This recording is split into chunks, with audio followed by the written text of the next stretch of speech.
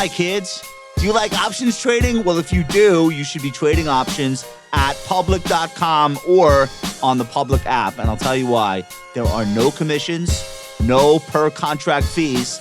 Public actually pays you a rebate of 18 cents per contract traded. That's pretty cool. Trade 1,000 options contracts on Public. They'll pay you $180 in rebates. Start paying less than $0 to trade options only at public.com. Paid for by Public Investing. Options not suitable for all investors and carry significant risk. Full disclosures in podcast description. U.S. members only.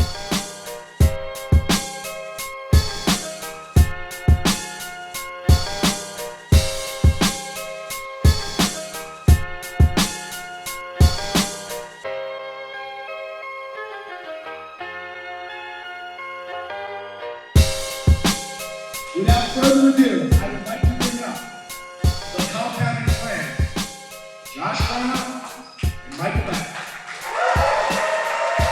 Let's do it. Did we win or lose? It's not going great? Okay. Guys, Matt Belloni is the host of one of the hottest podcasts in the country right now. It's called The Town. It's a joint product between The Ringer and Puck.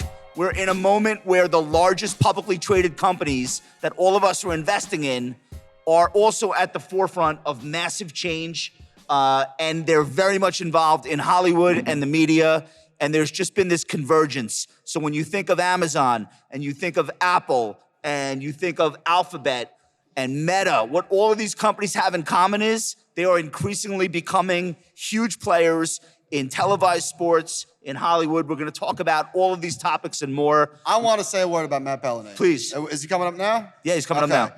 So I've grew up loving movies and had somewhat interest in the business of Hollywood, but there was nowhere that I felt was accessible. Obviously, the Hollywood Reporter is a big thing, but there was nobody speaking to casual movie fans, Hollywood fans, and I discovered Matt's podcast on the Ringer Network, The Town.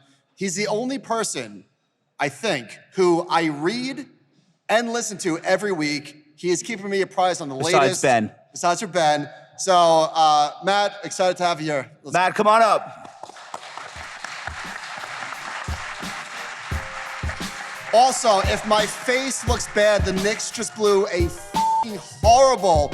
We were up 5 with literally 15 seconds left. So apologies for the long face, Matt. Thank you. Thank you so much. Thank you so much. How do you feel about being multitasked by a Knicks fan? Well, I just knocked over the mic, so I'm not doing that well. Okay. Thank you so much for being a part of this. We really appreciate it. We are huge fans of yours. Thank you. And when we said we're going to do a show in LA and we want to talk about the business of entertainment and the tech world encroaching, you were the first and last person that we said, this is the guy that we got to talk to. So I appreciate it. I'm happy to be here. Now, you were just in D.C.? I was, yeah. Okay. I went for the Correspondents' Dinner weekend, although I did not stay the entire weekend. I was going to say, that's not really your scene. It is not my scene. In fact, I kind of hate it. It's just a lot of people, I don't know. It just feels weird to me. If I want to go to an event and see celebrities, there's plenty of that in LA. Yeah. I don't need that in DC. And it's a lot of kind of posturing and self-importance and the kind of stuff I don't like. Yeah, they don't have any of that in Hollywood. No, they do. Okay. But I can kind of keep my distance and I know the people. In DC, it's kind of like a show. I don't know. It's like the one time where DC people think that they are Hollywood people, and It's weird. It just gets weird. So I want to ask you, you seem to be having a lot of fun covering the moment, even though not all the stories are fun. So when you're covering strikes and issues that are affecting real people and real people's lives, but you're talking to people at the highest level of these issues, whether we're talking about mergers and acquisitions in Hollywood or we're talking about strikes. It seems like you're having fun, and it seems like you're kind of like the man of the moment right now on these topics. Do you feel that way? I mean, I'm definitely enthusiastic about the topics, and I feel like we started the podcast 2 years ago. I started the newsletter for Puck a little bit before that, and it was sort of the exact right time to start something like this because almost immediately after we launched, all hell broke loose. Okay. The Netflix stock tanked, which basically threw the entire business model of Hollywood into total chaos. Spring of 22 was like a warning shot. Stop Absolutely. spending. Like 3 weeks after the pod launched, Will Smith all of a sudden decided to punch someone at the Oscars. Yeah. And from there, there's been a strike, there's been firings, there's been mergers, there's been buyouts. It's sort of a time of complete chaos in Hollywood, and no one really knows how it's going to play out, which is terrifying for everybody in town, but great for media that Did covers somebody it. tell you that this felt like 2008 for Hollywood? Who told you that? Oh, yeah. A friend of mine said that this is like our GFC. And I think at the epicenter of it, and we're going to get into Paramount, which the earnings call, oh my God. The way that I think of what happened in Hollywood and the business of streaming was Netflix didn't know it, but they were the roadrunner that was running over the cliff, and all of the other studios were a step or two behind them. Now, Netflix, there was some sort of like a bungee cord that they were able to snap back, but all the others, they're still splat on the ground. Oh, and I think Netflix knew it. I think Netflix knew that they would be treated like a growth stock, like a tech stock, and they would be able to capitalize on low interest rates and take on a bunch of debt to essentially plant their flag in Hollywood and upend 100 years of the way that the business has operated. It had a certain business model, it had a certain cadence, it had a certain volume that made financial sense. Netflix blew that out of the water. They started paying people insane fees. They started making more than anyone had ever made of film and television in the history of the business, spending 15, 17, $20 billion You're a saying year they on knew content. they knew other studios and other streamers could not keep up with them. They could and not. They kept going anyway. Yeah, I mean, there was a point, I think, in the early 2010s where if the legacy businesses had gotten together and said, guys, this is an existential moment. This company is going to grow, and eat our lunch and drive us all off a cliff. They could have stopped it. Hulu could have been that streaming service that ran Netflix out of town. It wasn't. It was owned by all the different studios. They had different agendas. They were all attached to legacy cable television businesses that were incredibly profitable. It's the classic inventor's dilemma. I mean, you could not. Nobody wants to do cannibalize that. themselves. Yeah, no one wanted to go to their board of directors and say, this business that's the most incredibly profitable business in the history of media, where we get people to pay us hundreds of dollars a month for channels they do not watch. Yeah, let's kill that business. Let's get out of that business and let's spend billions of dollars on content to try to grow a streaming business, which is, not doesn't have full penetration yet, and it will essentially cannibalize the business we already have. No one wanted to do that until it was too late. Right. So now we're past the point where it's too late. It seems obvious from a Wall Street perspective that most of these companies are not going to stay standalone. Although it's interesting, the ones that have merged are in the worst shape. So I'm not even sure consolidation is necessarily the answer. I don't know the answer. What do you think is the answer? Paramount will resolve itself, but for everyone else, what? I think a level of consolidation probably is the answer for Still. some of these companies. However, the government may not agree with that. Depending on how the government defines the competitive market here, the government may not allow Warner Brothers and NBC Universal to merge. Just might not say, they may say, listen, there are currently 5 studios in Hollywood, 5 legacy studios. Used to be 7 or 8, now we're down to 5. The Trump administration allowed Disney to buy Fox. Maybe they should, maybe they shouldn't have. But if 2 of these other merge, we're down to 5. If Paramount and Sony merge, as is one of the contemplated scenarios here, we're down to 5. And will they allow that, or will they successfully be able to argue, listen, it's a different environment now. Well, I was going to say, ironically, like, first of all, nobody would look at the share prices and say that these companies are dominant, is one. No. And then 2, eventually, they had to let Sprint merge with T-Mobile, because if they hadn't, both would have maybe disappeared. But who would that be good for? If Paramount and Warner Brothers were to make something work, Rich Greenfield was on your show saying, I don't know if 1 + 1 = 0.5. Well, they're still small in the grand scheme of things. I mean, arguably, Disney is too small. I mean, Bob Iger made the argument when they bought most of Fox, was that the streaming era is coming. In order to compete with Netflix, Amazon, Apple, and these tech giants, we have to have the most and the best IP in the world, and Fox has a lot of that. Now, he probably paid too much for the company at that time, and they're now feeling the effects of that. But arguably, Disney is still too small to keep up with Apple and Amazon. They're less than 1% of streaming, Disney is? Disney Plus is, I mean, if you look at the Nielsen numbers, they're I believe it's 1.7% of all viewing on connected TVs in the US. How surprised are you that Tubi, which is a free app, it's ad-supported, owned by Fox, has passed Disney in streaming? People love free. Yeah. They just do. It's free. too much. People are just choking on all these subscriptions. Yeah, and a lot of it is just Google. They're like, I'd like to watch something now, and I'm gonna Google it, and oh, here's a service. They don't try to, push you into an ad tier, push you into subscription. Everyone talks about Netflix and how it's the most dominant streaming service. Okay, Netflix is great. The most dominant streaming service is YouTube. Yeah. It is television for people under 30. I tell people, you have a company bigger than Netflix buried within Alphabet. They break out ad revenue overall for YouTube, but they don't really get into programming and stuff because the users are worried about that. They don't have to worry about that. So it's the greatest media business. When you talk about cable, yeah. they recreated that audience and they don't have to pay for the content. So and they're still growing like crazy. So Alphabet just reported, and their CFO said YouTube advertising revenues was $8 billion, up 21% year over year. And growing each quarter. It's amazing. So and where does it stop? I mean, there's still runway for YouTube. If it's 2008, is Paramount Lehman Brothers or like? So this is to me the most fascinating situation because a lot of the audience were investors. Mm-hmm. If you're a shareholder in Paramount common stock, you don't have the holding company shares that Shari has.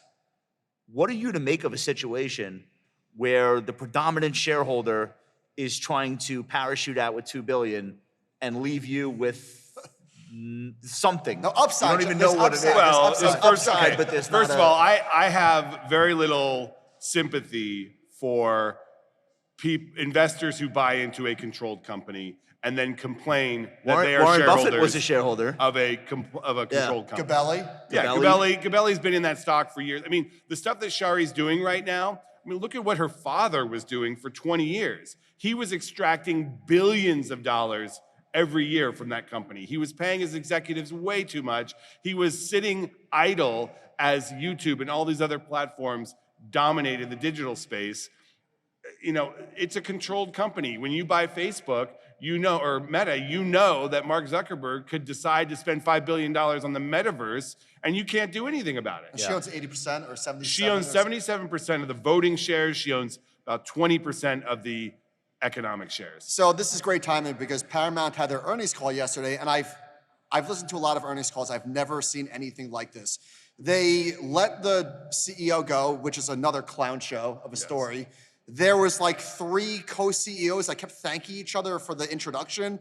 The whole thing lasted 7 minutes, and they ended it by playing the Top Gun music. No, Mission Impossible, even better. What in the world? Yeah, a little on the nose. Your headline was not great, Bob Backish. No, not great. And this guy made how much last year? He made $31 million last year, about the same as Bob Iger at Disney. He is being paid $51 million to go away now. Not as much as the previous CEO, Philippe Doman, was paid to go away. That was $72 million. And he made over $500 million as the CEO of Viacom. Right, because there's no real board of directors here, or at least it doesn't represent the shareholders in the way that traditionally you would expect. It's a little better now, but in the Sumner Redstone age, it was cronies, yes men, and sycophants. So now it's on the table. It's David Ellison, Larry Ellison's son, and Skydance is his company. With Apollo on the other side. Now Apollo would be better for the shareholders, right? If they get a arguably, they'd be taken out at a higher price. But what does Shari want to do? Shari wants the Ellison deal, in part because she believes that Ellison will be a better steward for the company, will most likely keep the assets together, which she sees as important. For some reason, even though her father treated her horribly, she's very attached emotionally to the company. She feels this is a better buyer for his legacy. She also is going to get a $2 billion payout from him taking over her holding company, and the shareholders of Paramount Global are not getting the $2 billion. For a long time, it's felt as though it's not money. It's not just money, although money seems to be very important. There has to be also a vindication that it wasn't a mistake to smash together CBS and Viacom, and for some reason have a streaming platform.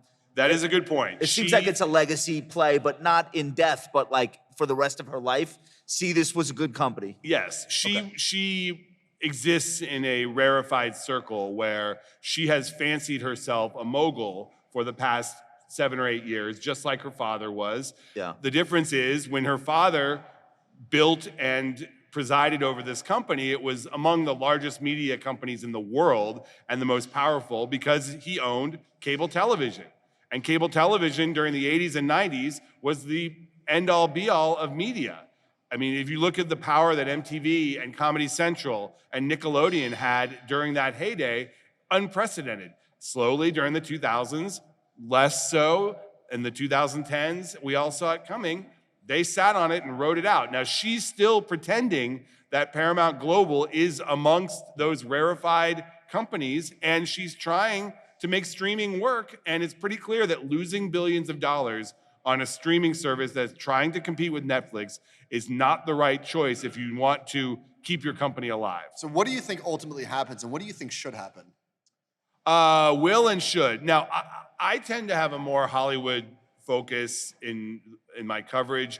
I think that Ellison will be the better owner and steward for the creative community. So he would buy out her, and the And pitch he to would- shareholders would be, I'm going to make your shares from No, whatever is Paramount 12 to would 40? then buy him out. No, what would happen is he will take over National Amusements, which is the Redstone company, Right. and then he will merge Skydance with Paramount Global into a new company that he will then run still as a public company.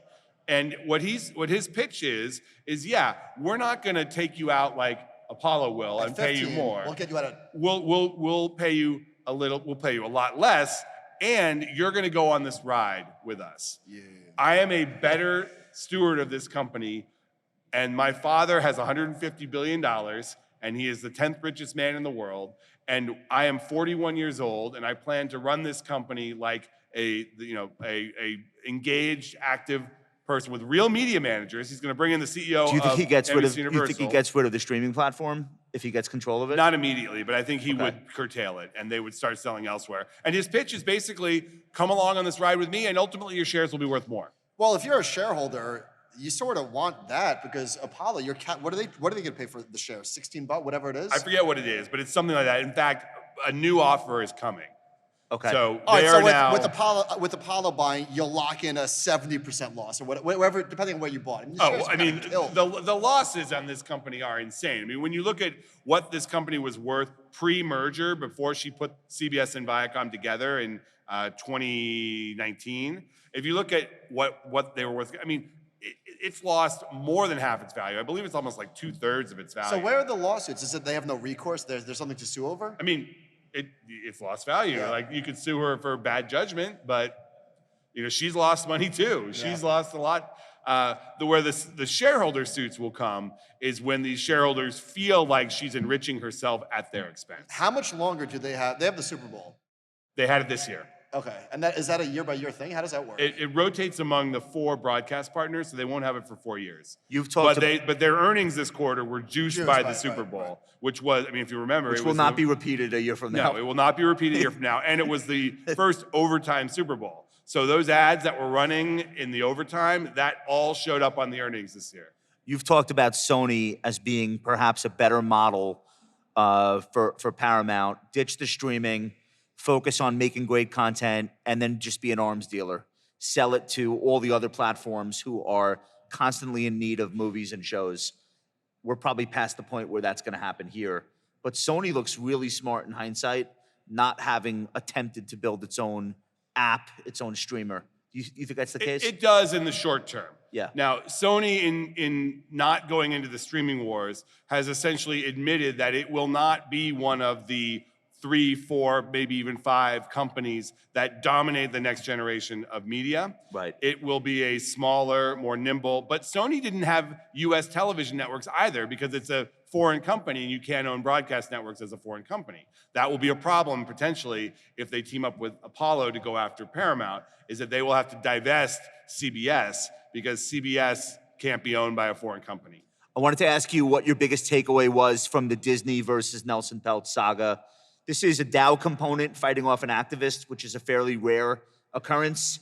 It was closer than I thought it would be. Oh, really? Yeah. Yeah, I guess he got about 30% of the vote. He got. Was it ISS or Glass Lewis, one of the proxy services? ISS, I believe, the bigger one. So you know more than me. The bigger one sided with him. So if you're Bob Iger or if you're the board of Disney, do you say, wait a minute, why was that so close? Or do you say, all right, that's over with, let's focus on... What do you think the mood is at Disney now? I think Disney is feeling triumphant. They managed this pretty well, given the problem. I mean, since when Peltz announced he was going after Disney, the things they did to systematically boost that share price, and the price going up is why he lost. I mean, if it was going down, it would have been a much more urgent situation. But what was he putting forth other than he wants sports seats? Nothing. He presented no new ideas. And all of the ideas he had were things that Disney was either already doing or they had floated them and decided not to do them for very specific reasons. But Iger announced a whole bunch of things, from the Taylor Swift movie to a Moana sequel. He did a lot of the things that he got the Disney family to endorse him. He got George Lucas, all these people. I mean, Disney is such a unique company in that people have an emotional attachment to the stock and they buy it for all different reasons, and they have shareholders all over. I mean, so many of them are retail and personal shareholders that they did a very good job managing that. The one thing, and the reason I think that the proxy firm sided with Peltz, is the succession issue.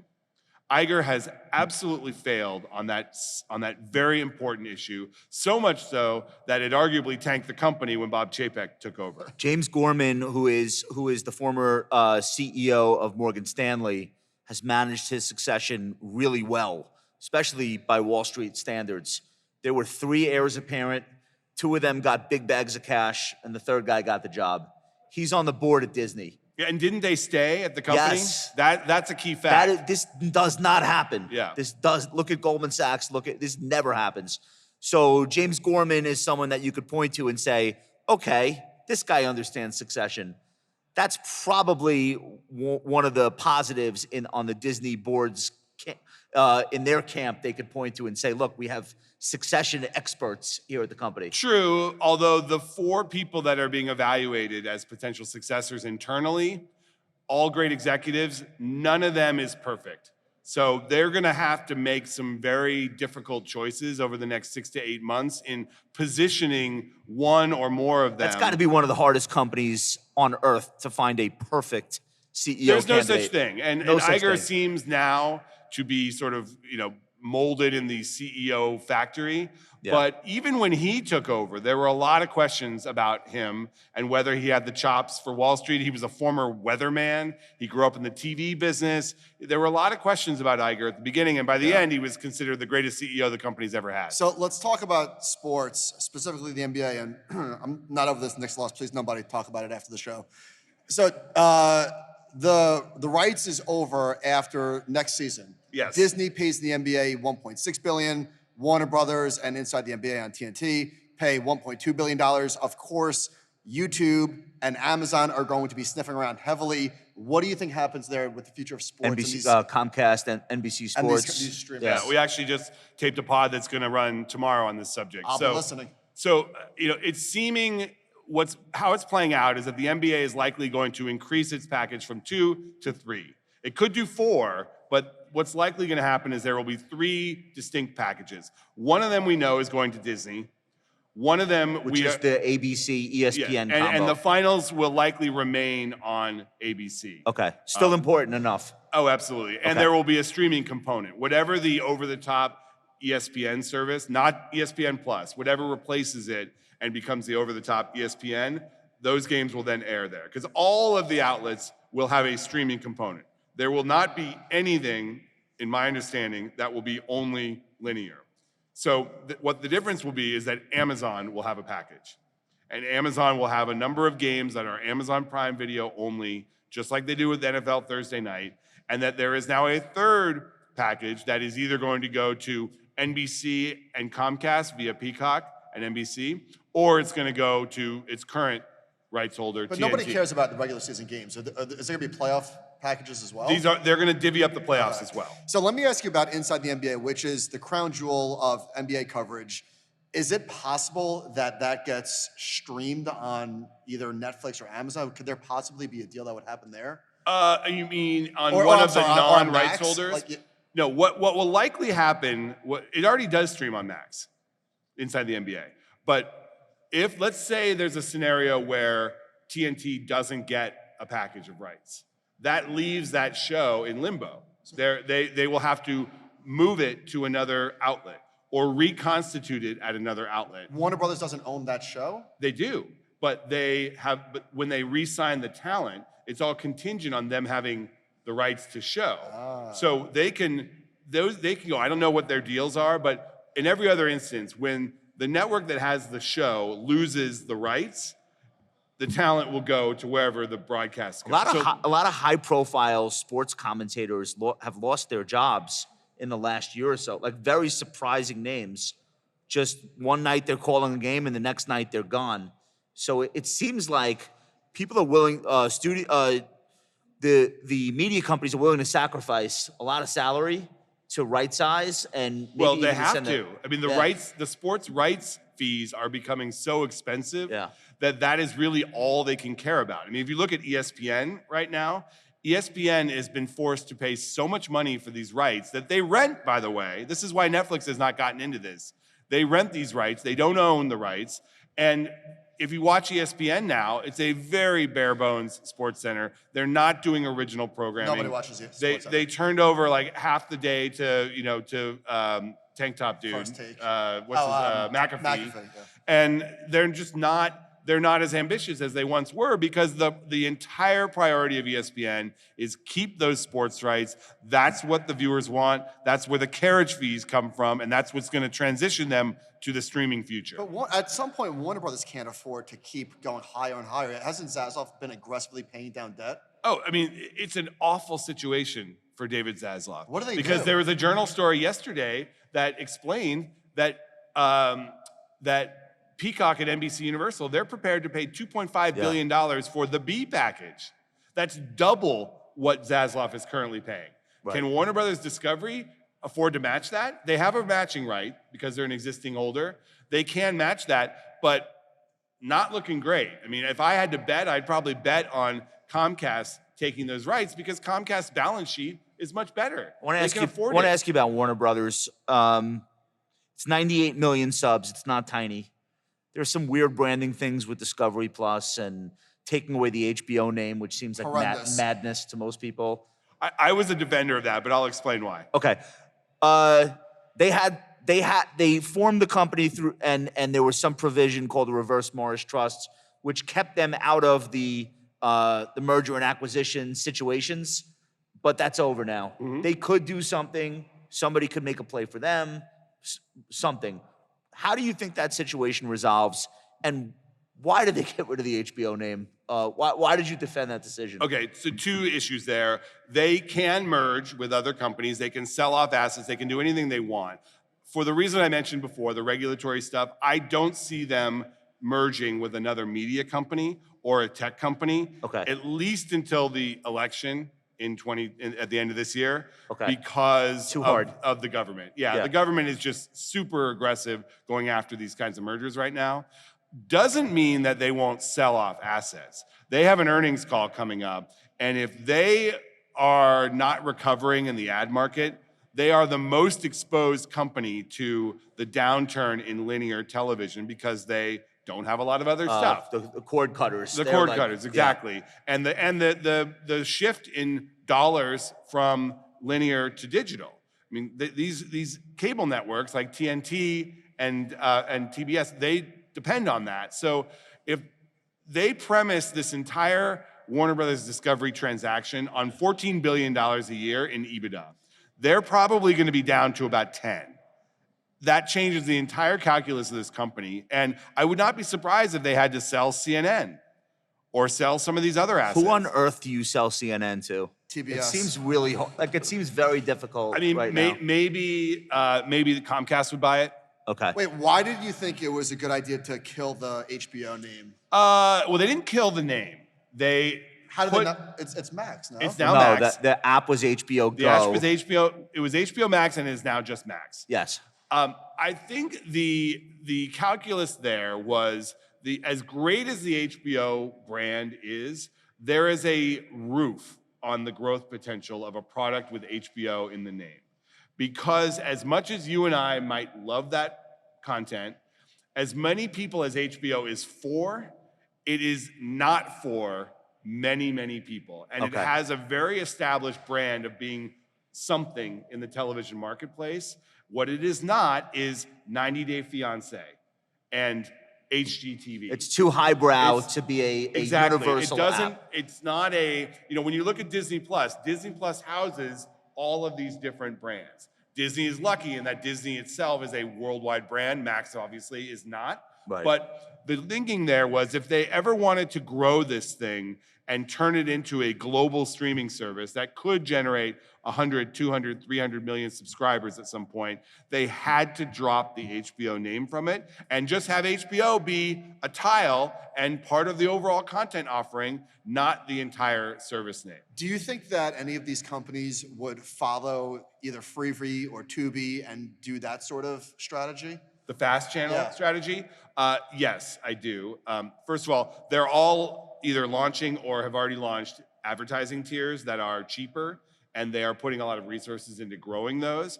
And I think the goal for a lot of them, maybe not Warner Discovery because the Max service is sort of considered higher brow, but the goal is to have different tiers. You have a free tier, you have a ad tier that's cheaper, and then you have the premium tier for people who want the best and don't want to pay. That seems like what we will likely end up with. There are all sorts of challenges in having a free tier. It could cannibalize some of your other businesses. I don't know the data on that, but like Pluto TV is owned by Paramount. Right. Pluto TV is a fast channel. They have Paramount Plus, which has a ad tier and has a subscription tier. So they're doing it. And you see now Fox has Tubi, where Fox does not have a streaming service for subscribers. They have this free one. Well, they have Fox Nation, but that's for Fox superfans, Fox News superfans. But you see some of these that, Amazon is the perfect example. Amazon just did a super interesting thing, and we saw it in their earnings because they supercharged advertising. They moved every single Prime Video subscriber to an ad tier unless you want to pay $3 extra to not have ads. And they don't want you to pay the $3 extra, right? No, they want you. They make more money off of the ad tier.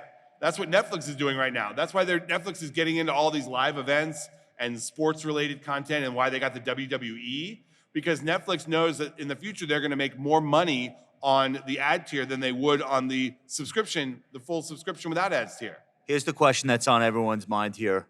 What the hell is Apple doing? Good question. Let me set this up. They have unlimited money. They have so much money that the money they have is making more money than most of the companies that we're talking about.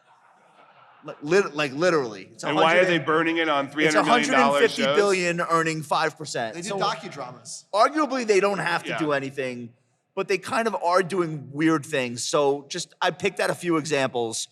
They'll spend $300 million on a 4-hour Martin Scorsese film, but then when you finish watching it, there's nothing else to watch if you've already seen Ted Lasso. It's the strangest strategy. Yeah, well, they do have a lot of shows. They are launching a lot of shows, and many of them are good. Where's Severance? Is that ever coming back? It is. They say it's coming back. Yeah. Listen, there was a 6-month strike, so a lot of that stuff got delayed. Do I have the wrong impression it doesn't seem uncommitted. It seems lackadaisical. Am I wrong about that? It seems to me unfocused and half-assed. It does. Okay. And that's by design. They have clearly decided they want to be. I am half-assed by design as well, so I do respect that.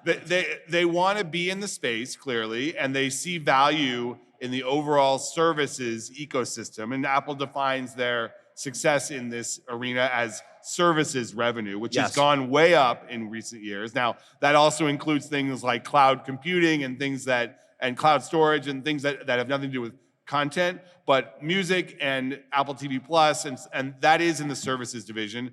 They want to dabble. They could be Netflix if they wanted to. They're, the old Oprah line. They're in a billion pockets. Who's in charge of their entertainment efforts? It's Eddie Q. Still. Yeah. I mean, there are two guys who came from Sony Television who now run the content unit.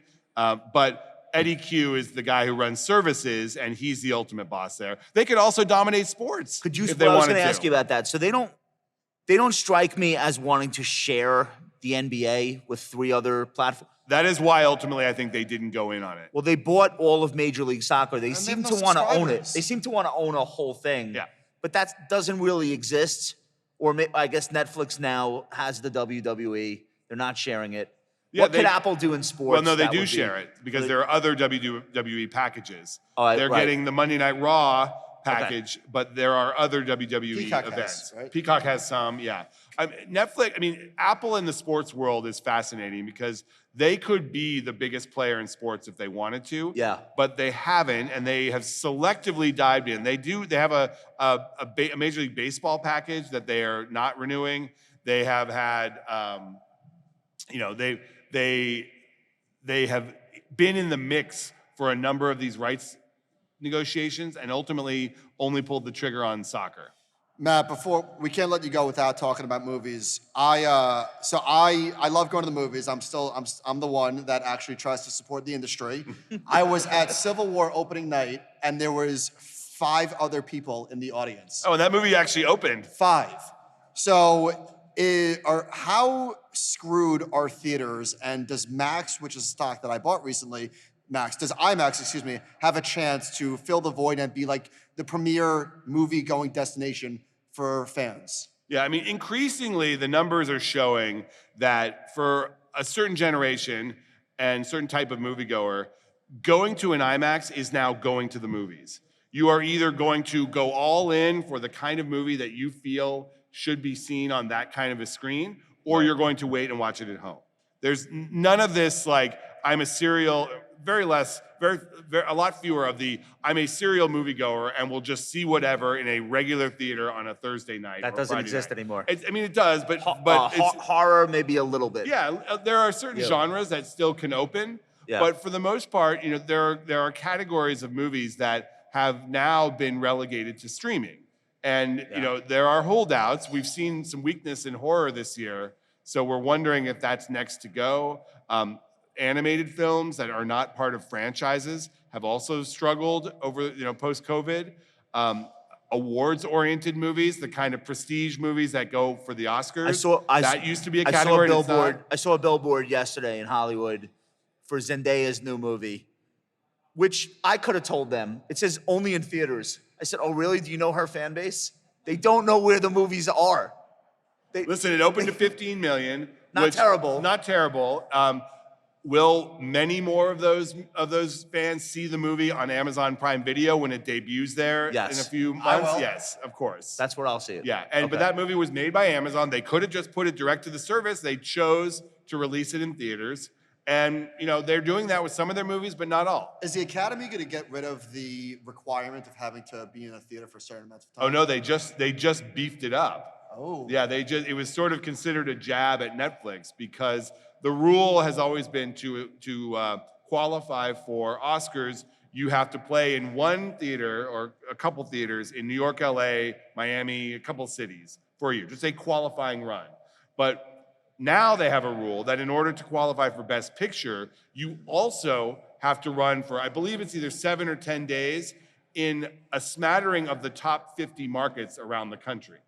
So it's requiring an additional theatrical release in order to qualify for Best Picture, only for Best Picture. And that has been perceived as a bone that they threw the theater owners and a jab at Netflix for not Michael doing mentioned that. IMAX. You had Richard Gelfond, the CEO, longtime CEO, on your show recently.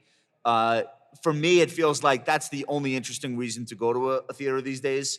is to go see something like Oppenheimer in that format. Well, we saw Dune 2, and I said to Josh, Yeah, we saw- I said, why are we going 3 weeks after it opens? He goes, I can't get tickets, asshole. Yeah.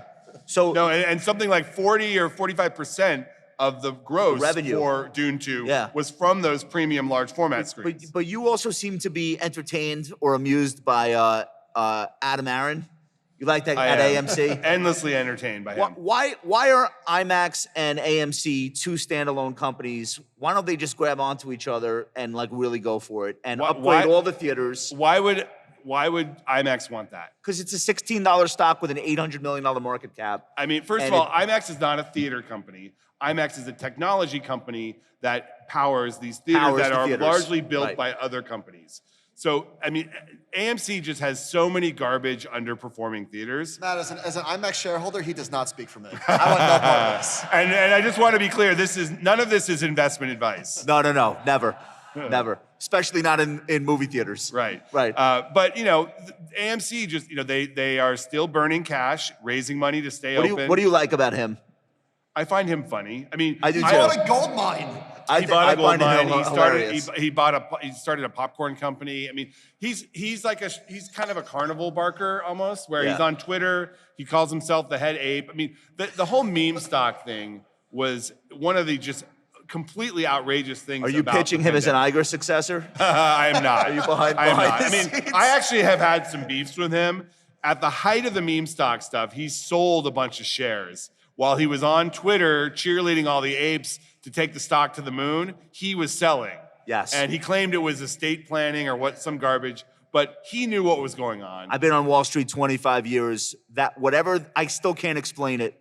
Whatever transaction created the second class of shares, whatever that whole thing was. The ape shares. It's one of the most disastrous things I've ever seen. Yeah, it And diluted them all. I read about it and I still don't understand precisely the mechanism.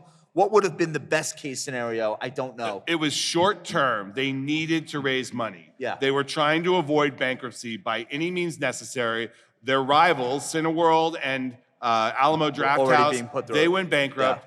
Adam's 100% goal was do not go bankrupt, and he did anything he could, and he's still doing anything he can to keep them out of bankruptcy.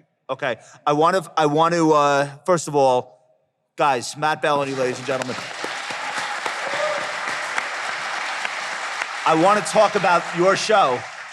As I mentioned before we brought you out, we're huge fans of your show. Shout out to Lucas, by the way. Oh yeah, Lucas is great. Lucas Yeah. Shaw, we love. So we have a big podcast listening audience, and I would imagine most of the people here are going to download the show and check it out. I asked you if you're having a lot of fun. I would also point out, I feel as though you're, to some extent, driving some of the conversation. At this point, you're doing 3 episodes a week? I do 3 episodes of the pod a week, and I do 2 newsletters for subscribers to Puck, and that has additional information. That's where a lot of the market moving stuff Yes. I put Because in. I was the first to you're breaking report that stories. Ellison was going after Paramount. So do you feel like Thanos sometimes? Or? No, on a good day I can move the market, but most days I am writing analysis. I'm writing sort of insights on what's going on. I will break news when I have it. And I also try to have a little fun with it. You're like the Matt Levine of Hollywood. That's a compliment. Yeah, okay, I'll take it. I think of all the more recent shows that have come along, yours is absolutely on fire. People love it. People talk about it. I mentioned to you, people talk about it on Wall Street, trying to figure out what's really going on that the analysts aren't figuring out. So I want to say thank you for everything that you do. Thank you for coming here to be a part of this. And please don't stop. Keep covering these companies. I will. Because we're having so much fun listening and reading you. Thank you very much. And you can check out The Town. It's on all the platforms. And then there's in the episode bios, there's a link if you're interested in signing up for Puck. You get a discount if you go through the pod. Fantastic. And now my third guest, Shari Redstone. Bring her out. We'll have an arm wrestling match. Matt, thank you. She'd probably win. Thank you so much. Thanks, guys. Guys, on behalf of everyone at the Compound Media, on behalf of the Compound and Friends, and Ritholtz Wealth Management, and Advisor Circle, and Future Proof, and we will see you again sometime soon. We will be back. This has been a tremendous experience for us. So thank you guys so much for coming. Let's get some drinks.